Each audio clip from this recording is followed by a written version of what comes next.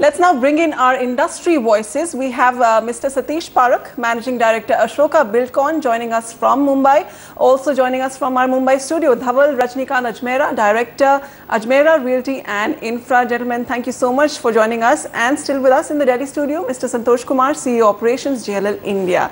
Okay, Mr. Parakh, coming to you first. As a highway developer, how do you assess the the new state government in Maharashtra? How do you assess their performance and the approach they're taking towards expediting infrastructure projects?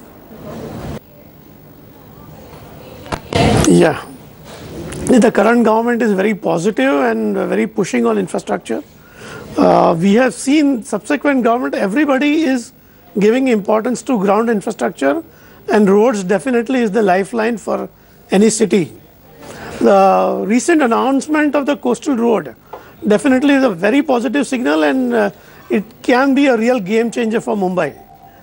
And with coastal road, my only appeal to the government is they should think 50 years down the line.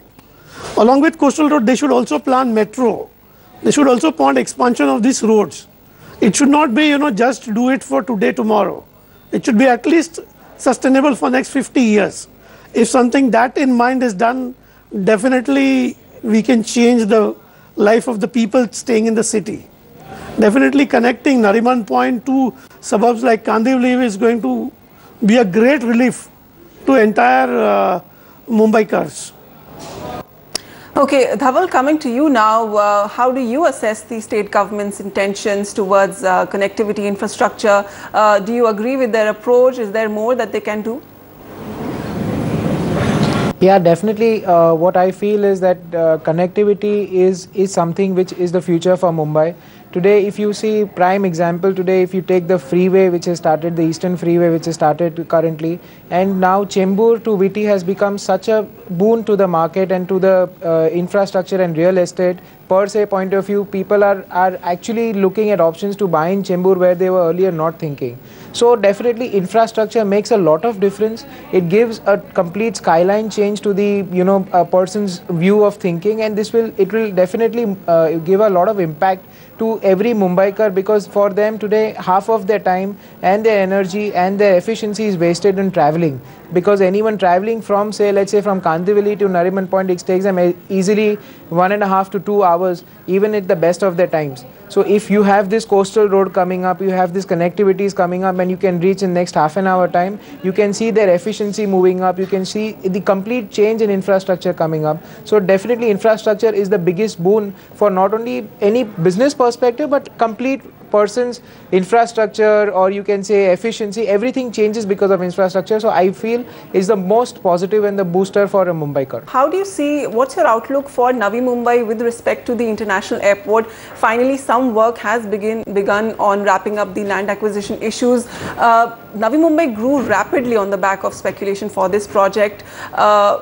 But so many projects got launched and got ready for possession, but currently they are ghost towns because the social infrastructure is not coming in unless the airport comes up. There has to be some connectivity incentive for people to come up and set up infrastructure there. So what's your outlook for Navi Mumbai with respect to the airport?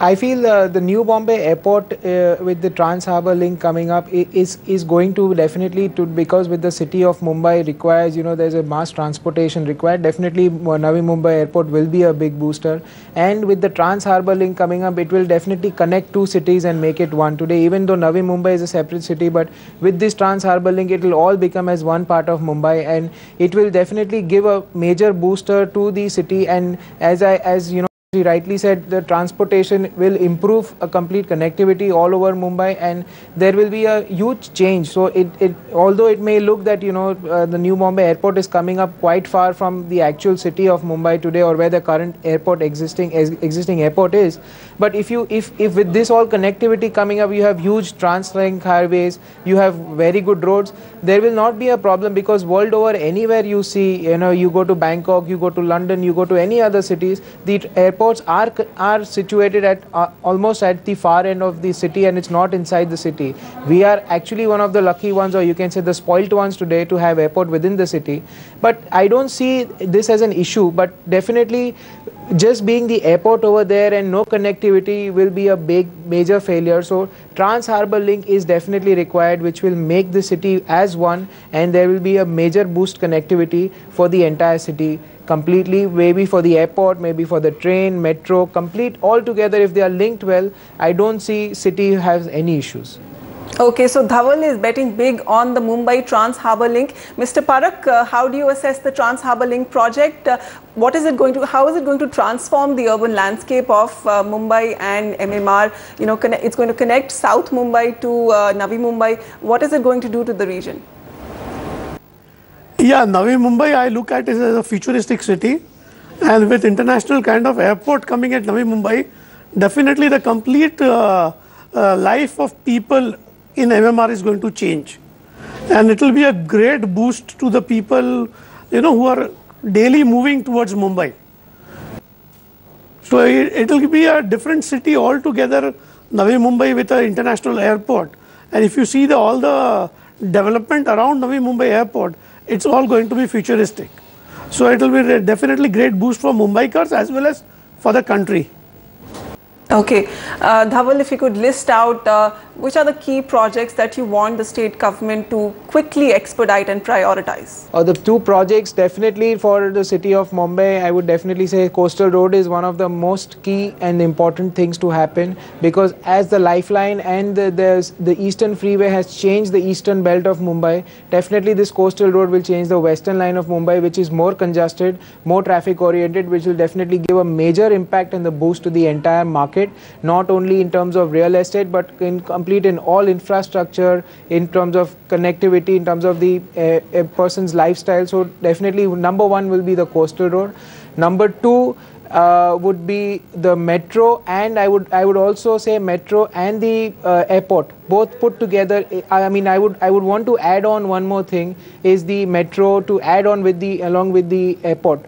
This will give the most important connectivity aspect, and people today in Mumbai are used to travel, you know, at least 4 hours of their life, only spend their life 4 hours of the day in traveling, which will save a lot of time and efficiency of their own if you have good connectivity from metro. Because if you just take a prime example of Warsaw Ghatkopar, normally it used to take 1.5 hours, because if you are traveling by train, you need to go to Dadar and change, you come back to Ghatkopar. With this Warsaw Ghatkopar metro coming in, there is lot of sea change in terms of the connectivity and people moving around from one part of the city to other. So definitely this, I would rate metro as number 2 and then airport as number 3, which are most important in all forms. Okay, so those are the key projects to look out for in MMR for the major housing hubs that are getting created. That wraps up MMR for us. Dhaval Rajnikant Ajmera, Director, Ajmera Realty, thank you so much for joining us today. We're going to ask Mr. Parak to stay with us and also discuss Bangalore and Chennai next with Santosh Kumar. Coming up next is Chennai and Bangalore. What's moving in these cities in terms of its connectivity infrastructure? We'll be right back.